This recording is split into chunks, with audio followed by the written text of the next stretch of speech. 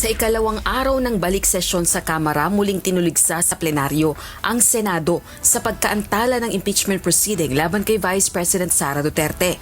Kaya naman hinikayat na ni House Deputy Minority Leader, ACT Teachers Party List Representative Franz Castro ang mga kapwa kongresista na kalampagin ng Senado para ituloy ang proseso ng impeachment.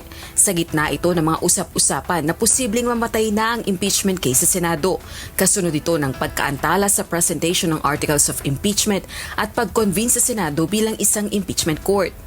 Nananawagan ako sa bulwagang ito na igiit sa Senado na tuparin ang kanilang tungkuling itinadhana ng saligang batas. Nananawagan ako sa sambayan ng Pilipino na manatiling mapagmatsyag at patuloy na igiit ang pananagutan mula sa mga nasa kapangyarihan. Magsasagawa ng mga pagkilos ang grupo ng kongresista kasama ang iba pang endorser at complainant sa impeachment case para hikayatin ng Senadong ipagpatuloy ang impeachment proceeding. Samantala, hindi na pinatula ni Senate President Francis Escudero ang patotsada sa kanya ni Akbayan Party List Representative Percy Sendanya.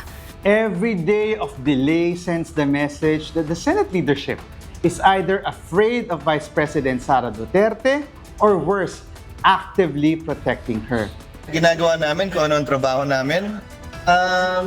Yung mga ganyang uri ng komentaryo at payan at yung mga ganyang uri ng komentaryo, klaro nang gagaling sa kampo na tutol kay VP Sara at pabor sa impeachment. Una nang nagsalita ang liderato ng Kamara na ipinauubaya na nito sa Senado ang kahihinatnan ng impeachment case laban kay VP Sara. Rosa Licoz, UNTV News and Rescue. Diyos ang aming sandigan, serbisyo publiko ang aming pinahahalagahan.